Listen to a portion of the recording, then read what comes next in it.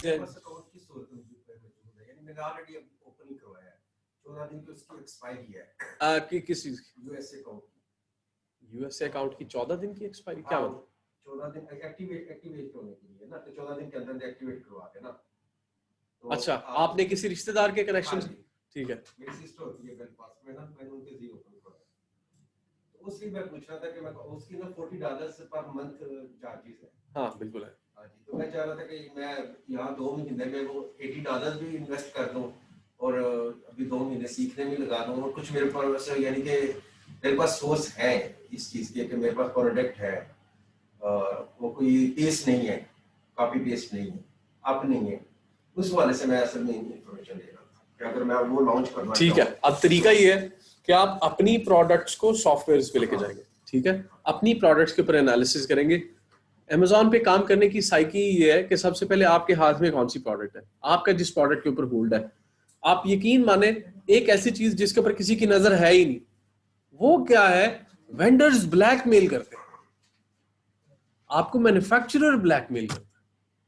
जिस वक्त आपने एक बंदे से प्रोडक्ट खरीद ली, उससे 1000 यूनिट खरीद लिया, अगली बार आप 10,000 यूनिट खरीदने चले जाएंगे, तो आपको आपकी सोच होगी, वो तो आपको तिगनी का नाच नचा देगा कि ये तो मेरे अलावा ले ही नहीं सकता किसी और से।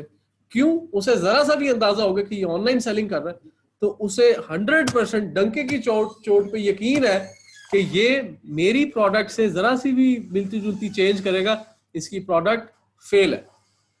इसलिए इन लोगों का वसा नहीं खाना और हमने सबसे पहले उस प्रोडक्ट को लॉन्च करना जो हमारे घर की है, चाहे उसकी सेल थोड़ी बहुत प्लस माइनस भी है।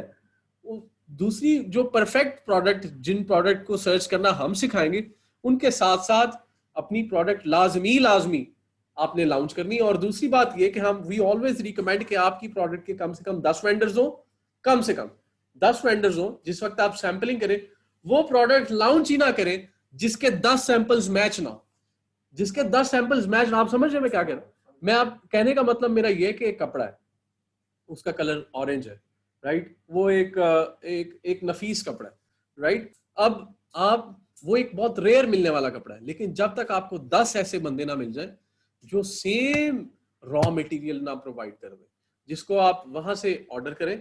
अब प्रोडक्ट ऑर्डर करने का क्या तरीका? फॉर एग्जांपल, हमने किसी भी कपड़े का नाम ले, एक तो कपड़ा कोई गुलहवंदी किसकी कपड़े के टाइप की बात कर, chiffon, okay, chiffon type of कपड़ा।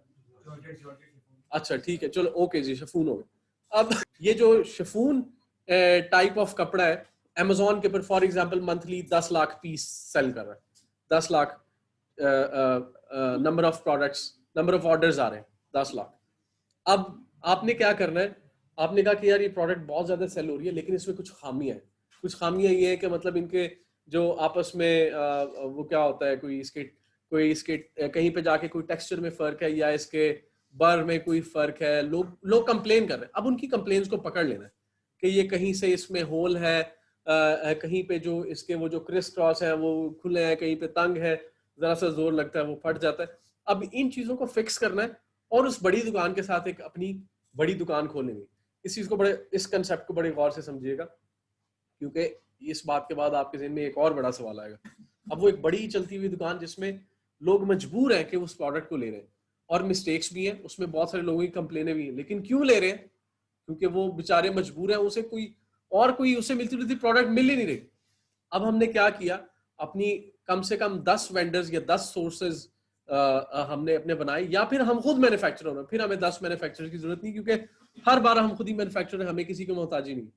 अब ये बंदा 10 लाख प्रोडक्ट सेल कर रहा है, उसके साथ ही हमने अपनी दुकान खोल ली और कहा कि लो भाई, फौरी तौर पे हमने 8 लाख, 10 लाख नहीं तो 8 लाख 7 लाख कहीं भी नहीं गया, सेल होना शुरू हो गई।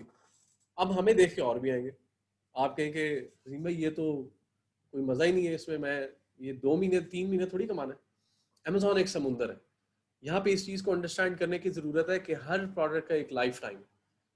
एक प्रोडक्ट लॉन्च करने से पहले इन ट्रेनिंग्स के बाद आपको अंदाजा हो जाएगा कि ये प्रोडक्ट 2 साल चलनी है, इस प्रोडक्ट की लाइफ 4 साल है।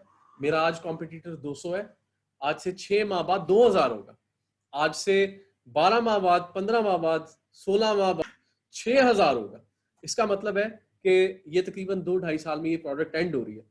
हमारी स्ट्रैटेजी ये है कि हर पोटेंशियल प्रोडक्ट जो कि एक अच्छी प्रोडक्ट है, अच्छी सेल दे रही है, उसकी हाफ लाइफ एज में आपकी ये प्रोडक्ट अगर ओल्ड हो रही है, your other product is going young, आपकी दूसरी प्रोडक्ट जवान हो रही है, अपनी ताकत में आ रही है और फिर वो अपने बुढ़ापे की तरफ जा रही है। इन द मीन टाइम आप एक दूसरी प्रोडक्ट ग्रो करवा रहे हैं। This is like launching multiple sources of income, और ये सिर्फ एक बार नहीं, you have to repeat this cycle over and over again, right. एक प्रोडक्ट 6 साल में एंड हो रही है, उसके 3 साल में आपके पास अगर एक दूसरी प्रोडक्ट ऐसी नहीं है जिसको आपने उसकी हाफ लाइफ एज में इसको अपनी पीक पे ले गए, तो ये बिजनेस करने का फायदा नहीं है, क्योंकि इस बिजनेस का लूप ही है।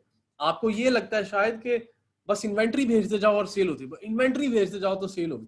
मेरा अगर 10 लाख मोबाइल बिक रहा है तो मेरी तो जनाब मेरी किस्मत खुल गई, बस मैंने मोबाइल भेजना है, मैंने सोना है पूरा महीना, अपने डब्बे पैक करने भेजना है, फिर सोना है। ऐसा नहीं है। आप देखेंगे आज 10 लाख हो रही है और ठीक 1.5 साल बाद वो कोई 10,000 पे सेल आ जाएगी, 5,000 पे सेल आ जाएगी।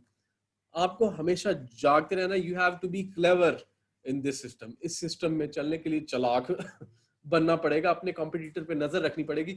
सॉफ्टवेयर को आप ऑटोमेट कर सकते हैं कि देखो बताओ आज मेरे अगर प्रोडक्ट की कीमत $100 है तो मेरे कॉम्पिटिटर ने प्रोडक्ट उसकी कीमत एकदम से $80, वो भी अगर वो $80 की बेच रहा था, मैंने 60 की थी, मेरी सेल्स कम हो गई। क्यों हो गई भाई? सॉफ्टवेयर बताओ।